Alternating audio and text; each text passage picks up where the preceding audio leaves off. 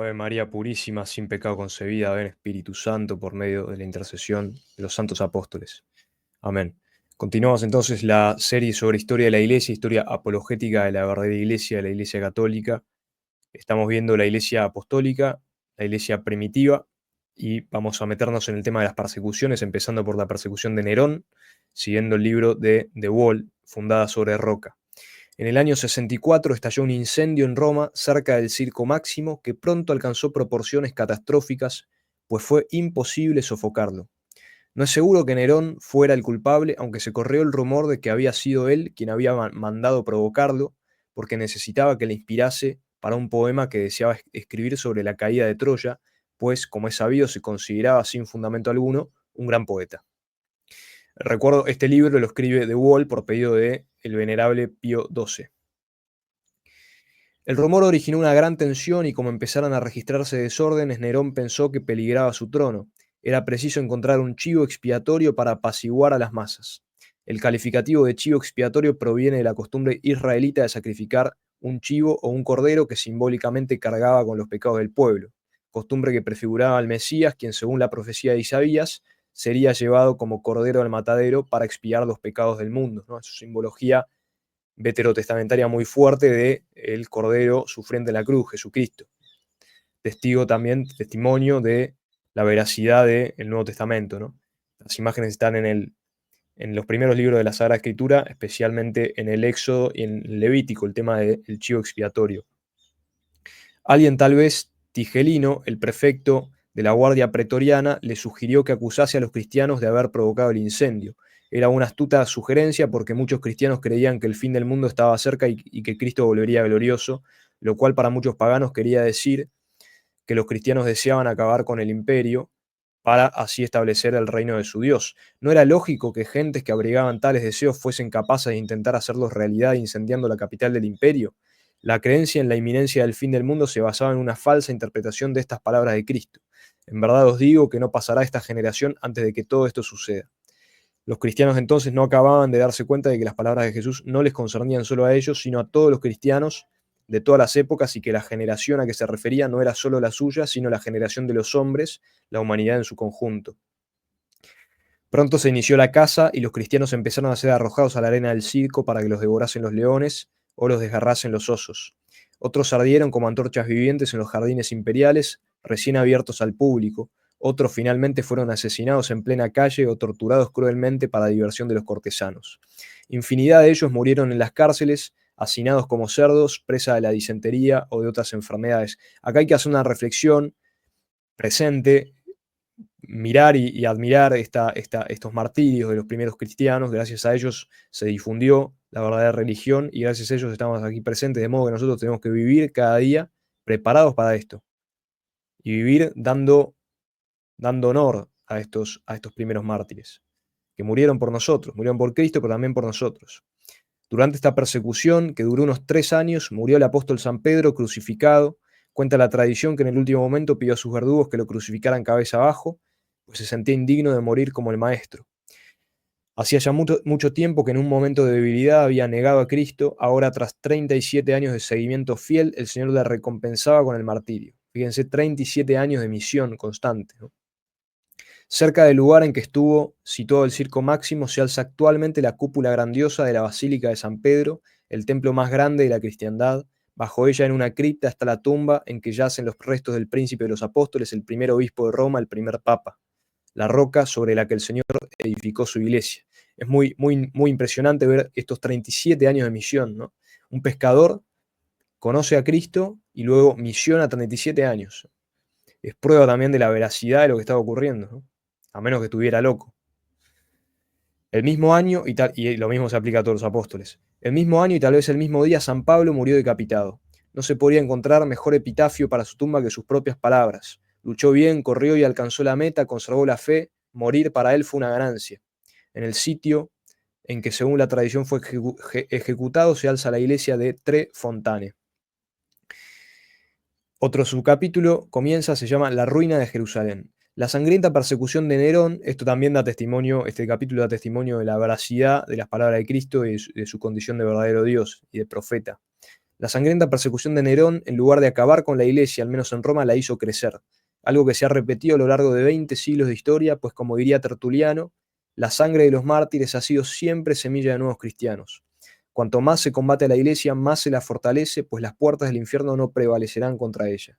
Un año después de la muerte de San Pedro y San Pablo, cuya fiesta, el día del nacimiento al cielo, la Iglesia celebra en la misma fecha, Nerón, abandonado por sus amigos, su guardia, su ejército y su pueblo, se suicidó. Poco antes el pueblo judío había iniciado una rebelión abierta contra Roma y uno de los mejores generales romanos, Vespasiano, fue enviado a Judea para sofocarla.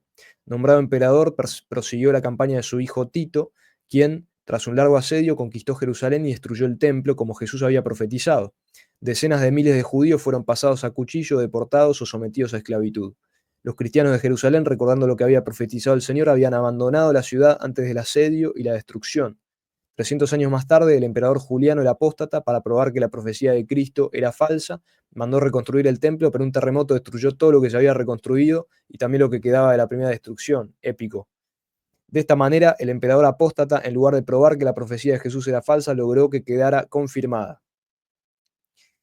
Otro subtítulo: la Iglesia, organismo vivo. En la anatomía del cuerpo humano, los huesos son duros, los músculos flexibles y la sangre líquida. Algo parecido ocurre con la Iglesia, que es un organismo vivo. La organización, por ejemplo, tiene que ser flexible y siempre lo ha sido. Con todo, ya en la primitiva Iglesia existía un principio de jerarquía dentro de una flexible organización. Ya hemos visto cómo fueron los apóstoles y solo ellos los que eligieron a Matías para cubrir el hueco dejado por Judas el traidor. Esto da testimonio también de que la jerarquía actual en la Iglesia Católica es una jerarquía que se remonta hasta el inicio del cristianismo, comenzando con Cristo cabeza, San Pedro papa y los demás apóstoles. ¿Cómo crearon los apóstoles el cargo de diácono y escogieron los 7 primeros? ¿Cómo ordenaron presbíteros, palabra griega que significa anciano, mediante la imposición de las manos? ¿Y cómo finalmente transmitieron ese poder a sus sucesores, los obispos, del griego episcopos, supervisor, superintendente? Los sucesores del primer obispo de Roma, los papas, eran elegidos al principio por los sacerdotes presbíteros de la ciudad y el pueblo fiel. Actualmente esos sacerdotes, como cardenales sacerdotes, siguen siendo coelectores del papa. O sea, los cardenales actuales son como los continuadores o primeros presbíteros electores del Papa. El bautismo se administraba generalmente por inmersión, pero en caso necesario bastaba converter o salpicar agua. De ordinario, el bautismo se recibía a la edad adulta, aunque no se excluía la posibilidad de bautizar a los niños. Los días en que se bautizaba a los catecúmenos, que solían llevar una túnica blanca durante una semana después de recibir el bautismo, eran el sábado de gloria y la víspera de Pentecostés. En los países anglosajones se sigue llamando por eso Whit Sunday, Domingo Blanco, al día de Pentecostés, y Low Sunday, al día en que los recién bautizados dejaban de llevar la túnica blanca, que en Alemania se llama Domingo Blanco por la misma razón. Por regla general, la confirmación seguía inmediatamente al bautismo. La misa, que empezó llamándose Ágape, fiesta del amor, era celebrada por el oficiante con las vestiduras que ordinariamente se usaban entonces. Las que utiliza actualmente se parecen a aquellas y son en cierta manera el uniforme más antiguo que se conoce. La comunión se solía dar bajo las 2 especies, pan y vino. Los diáconos la llevaban a los enfermos y encarcelados, y muchos mártires llevaban consigo a la arena una sagrada forma y la tomaban antes de morir. Naturalmente no podían hacer lo mismo con el cáliz, por lo que fueron los primeros en recibir la comunión bajo una sola especie. Posteriormente, la Iglesia declaró que Cristo está presente íntegramente en cada una de las 2 especies. Las indulgencias tienen su origen también en la época de los mártires. Otro tema, ¿no? Las indulgencias, tema de las indulgencias, que hoy se descree, ¿no? Se habla como algo viejo. Acá hago una reflexión. Acá dice, por ejemplo, muchos mártires llevaban consigo a la arena una sagrada forma y la tomaban antes de morir. La tocaban con la mano, si no, ¿cómo la llevaban a la arena? También porque muchos critican la comunión en la mano como algo totalmente inadmisible. Yo no estoy a favor de la comunión en la mano, me parece que no es lo mejor, pero no lo considero un sacrilegio. Me parece que sería impropio de la verdadera iglesia imponer una disciplina sacrílega, ¿no? Bien, pero pensemos en eso. Si los mártires se llevaban a la arena la sagrada forma, ¿cómo la llevaban? ¿Con la boca? No. Bueno, no lo sé.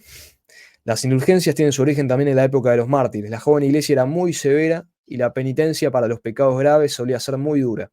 Además, para que el pecador pudiese ser admitido otra vez en la iglesia, la penitencia tenía que ser satisfecha públicamente. Con esta severidad, la iglesia quería evitar al penitente las penas del purgatorio. Desgraciadamente, en tiempos de persecución, no todos los cristianos tenían el valor y la sangre fría necesarios para permanecer fieles, tanto más cuanto que las autoridades solían facilitarles la forma de salvar la vida. Bastaba con que arrojasen unos cuantos granos de incienso en un brasero que había delante de la estatua del emperador, en señal de que reconocían su divinidad. Lo cual, sin embargo, desde el punto de vista cristiano, era un grave pecado de idolatría y de apostasía. Los que lo hacían quedaban excomulgados inmediatamente. Así las cosas, los prisioneros de la horrible cárcel mamertina, que estaban esperando ser arrojados a los leones en el circo, escribieron a los presbíteros intercediendo en favor de sus hermanos más débiles. Entonces los presbíteros de la comunidad romana se reunieron y decidieron que la heroica muerte de los mártires, unida a los méritos de la pasión y muerte de nuestro Señor Jesucristo, constituía un tesoro que la Iglesia podía usar en beneficio de otros. Es decir, que los que hubieran apostatado por debilidad y se hubiesen arrepentido podrían volver a ser acogidos en la Iglesia por los méritos de los mártires unidos a los de Cristo. Así surgieron las primeras indulgencias, algo que tenía una base sólida en las Sagradas Escrituras, pues San Pablo en la segunda carta a los Corintios 2:10 ya había dicho: y al que vosotros algo perdonéis, también le perdono yo, pues lo que yo perdono, si algo perdono, por amor vuestro lo perdono en la presencia de Cristo. Bien, siguiente tema, la iglesia de las catacumbas. La persecución de Nerón se había limitado a la ciudad de Roma y bajo Vespasiano y Tito renació la calma. Pero bajo el emperador Domiciano, hermanastro y sucesor de Tito, estalló una nueva persecución. Además de gente sencillas, artesanos, comerciantes, esclavos, empezaba a haber entre los cristianos muchas personas cultas y de nobles familias. El motivo para la persecución de Domiciano, esta vez generalizada, fue el mismo de siempre: la sospecha, el recelo. Los cristianos se vieron obligados a enterrarse casi literalmente. Los únicos lugares relativamente seguros en que podían reunirse eran las catacumbas, cementerios subterráneos. Allí asistían al santo sacrificio de la misa, alumbrados por lámparas de aceite y temblorosas velas. Por eso desde entonces 2 velas al menos iluminan el altar, mientras se celebra la Santa Misa en recuerdo de los fieles de las catacumbas y de cuantos han sufrido persecución a lo largo de los siglos. En las catacumbas se enterraban también a los mártires. Así se inició la costumbre que ha llegado hasta nosotros de colocar las reliquias de algún santo en el ara de nuestros altares. El cristianismo se había tenido que convertir en una especie de sociedad secreta, con sus signos convenidos de reconocimiento. Para saber si otra persona era cristiana se dibujaba un pez como casualmente, pues la palabra griega ichthys, pez, era el anagrama de la frase Jesus Christos Theou Gios Soter, Jesús Cristo, Hijo de Dios Salvador. Bajo el emperador Domiciano, San Juan, el apóstol y evangelista que vivía en Éfeso, fue desterrado a la isla de Patmos, donde escribió el Apocalipsis. Cuando el emperador murió asesinado, San Juan regresó a Éfeso, donde moriría años más tarde, ya muy anciano. Éfeso ya no existe, pero sobre sus ruinas se alza una nueva ciudad, Hagia Soluk, que en turco quiere decir la ciudad del gran teólogo. El emperador Trajano, gran militar y hábil gobernante, prohibió que se delatara a los cristianos, pero siguió considerando el cristianismo como un delito. Quien era acusado públicamente de ser cristiano podía ser castigado incluso con la muerte. San Ignacio, obispo de Antioquía, fue martirizado bajo Trajano. A primera vista puede parecer extraño que bajo el reinado de Marco Aurelio, filósofo estoico y hombre tolerante, se desencadenase una cruel persecución, pero detestaba el cristianismo y permitió, aunque no alentó, que sus gobernadores matasen a los cristianos, pues como tantos intelectuales era un teórico que no solía ver u oír lo que no le interesaba. Aunque no era un hombre cruel, como emperador, debería haber evitado que a sus espaldas se torturase y se martirizase a hombres y mujeres por el único supuesto delito de no querer renegar de su fe. Así, por ejemplo, el nonagenario obispo Plotino, la pequeña Blandina, el filósofo Justino, la joven Cecilia. Para el emperador, estos y otros muchos mártires cristianos no eran más que pobres fanáticos que morían de una forma lamentable, más bien bárbara, si es que alguna vez se preocupó de pensar en ello. Y como él, pensaban muchos romanos más o menos cultos y distinguidos. Los cristianos eran unos fanáticos, pues si no, no insistirían tanto en que su Dios era el único Dios verdadero. ¿Por qué no eran más tolerantes? Después de todo, si había quien prefería creer en Isis, en Apolo e incluso en Epona, la diosa yegua gálica, ¿por qué negar su existencia? ¿Por qué despreciar esas creencias? Esto es muy importante porque hoy incluso algunos católicos se niegan a aceptar la verdad católica y dogmática de que el único Dios verdadero es Cristo, es la Santísima Trinidad y que no hay otro Dios. Y que la única religión verdadera es el catolicismo, obvio, porque es la religión fundada por el único Dios verdadero. Lógico, ¿no? Entonces, si uno dice eso, la gente se escandaliza, porque la gente piensa, le gusta decir que todas las religiones llegan a Dios y todas esas mentiras, ¿no? Pero fíjense cómo los primeros cristianos daban la vida por estas verdades. Y no decían todas las religiones valen lo mismo, decían la religión católica es la verdadera, la nuestra es la verdadera. Nosotros estamos dispuestos a morir por ello. Entonces, Cuando uno niega y relativiza la verdad en el tiempo actual, e es como que está escupiendo sobre la tumba de los mártires, como diciendo: "La muerte de ustedes fue totalmente en vano, porque ustedes murieron por una verdad que yo estoy despreciando". Sí, es gravísimo, es casi un pecado de sacrilegio, ¿no? Razonamiento tanto más curioso cuanto que los romanos habían dejado de ser una democracia política hacía ya mucho tiempo. Sería por eso por lo que querían traspasar la democracia a la religión y hacer todos los dioses habidos y por haber igualmente válidos. Es una especie de democratización religiosa lo que pasa hoy, ¿no? Algo parecido ocurría en la filosofía. Se podía ser estoico como Marco Aurelio y como tal sobrio, severo y altivo, o epicúreo y buscar toda clase de placeres, comamos y bebamos que mañana moriremos. O cínico y burlarse tanto de los estoicos como de los epicúreos. Todas las escuelas filosóficas aseguraban ser las únicas detentadoras de la verdad, lo cual a la gente le hacía pensar que la verdad no existía. También pasa hoy, ¿no? En el ámbito de la filosofía. Ah, bueno, cualquier filosofía vale. Todas las filosofías dan lo mismo. Mentira. Hay una filosofía que es la cristiana, la filosofía perennis, que es la mejor, por excelencia, porque expresa la verdad real, de modo más pleno, más lúcido, más claro. Y entre todos Santo Tomás, por supuesto. Y no es ninguna locura decir esto, es normal, es natural. Es lo que la iglesia dice, de hecho. Por eso Poncio Pilato, cuando la verdad encarnada estuvo ante él y le dijo: "¿Quién escucha la verdad, oye mi voz?", respondió: "¿Y qué es la verdad?". Y Cristo no respondió como diciendo: "La tenés enfrente tuyo", ¿no? El resultado fue que media hora más tarde no reconoció la verdad que él conocía de que Jesús era inocente y permitió que le diesen una cruel muerte. La verdad, por su misma naturaleza, tiene que ser intolerante. Los cristianos conocían la verdad de la existencia de un solo Dios y creían en ella. Por eso tenían que ser intolerantes con los demás dioses, supuestos dioses, que son demonios, como dice San Pablo, pues Júpiter, Atenea, Isis y todas las demás divinidades paganas no eran más que creaciones humanas. Y el emperador, por supuesto, de divino no tenía nada por lo que no debía ser adorado. La verdad no es democrática, no se obtiene por votación. Un solo hombre puede tener razón y estar en lo cierto frente a una mayoría de millones de votantes, ¿no? Algo que hoy en día no se entiende. Porque no se entiende qué es la verdad. Se piensa que la verdad es una construcción, mientras que la verdad es la realidad, que es una. La intolerancia cristiana resultaba intolerable para los tolerantes paganos, los cuales por eso mataban a los intolerantes cristianos. Está buenísimo. La intolerancia cristiana resultaba intolerable para los tolerantes paganos, los cuales por eso mataban a los intolerantes cristianos. Pero en lugar, y esto se puede aplicar a los relativistas de hoy, la intolerancia cristiana resultaba intolerable para los tolerantes relativistas, los cuales por eso persiguen a los intolerantes cristianos. Pero en lugar de acabar con ellos, se encontraban con que tras cada nueva persecución su número aumentaba y esto va a seguir pasando. Cuanto más nos persigan, más vamos a crecer. Así que bienvenida sea la persecución, bienvenida, la recibimos con los brazos abiertos. Si los cristianos hubiesen sido tolerantes, pronto se habrían convertido en una pequeña secta más. Pasamos al tema de las primeras herejías. Esto es muy interesante, las primeras desviaciones de la doctrina cristiana, de la doctrina católica, la doctrina de nuestro Señor Jesucristo, transmitida de generación en generación por los apóstoles, por sus sucesores, por los presbíteros. Esa es la tradición viva, la tradición apostólica. Tiene la misión de custodiar y el depósito de la fe cerrado con la muerte del último apóstol. Bueno, ¿cómo empiezan a haber desviaciones de la sana doctrina, la verdad revelada por Cristo?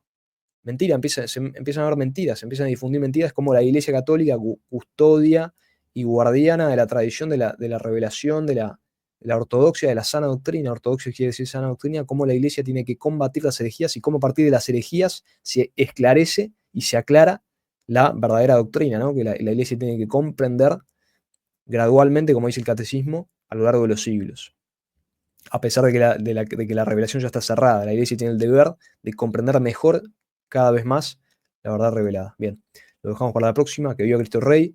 Si pensás que esto le puede servir a alguien que se te venga a la cabeza, difundilo. No te olvides que la salvación de las almas depende en gran parte de nuestro celo apostólico, como dice el beato Pablo Mana, misionero pagano que se preguntaba, consternado por la salvación de los paganos, y decía eso: la salvación de las almas depende de nuestro celo apostólico, así que difundan todo lo que sea posible para la gloria de Dios y salvación de las almas. Que viva Cristo Rey, que viva la única iglesia verdadera, que es la católica, apostólica, santa. Amén. Si te gusta el contenido, podés donar lo que vos quieras en Patreon, en PayPal o en Mercado Pago. Están todos los links, toda la información en el comentario de este video. Yes, Italy.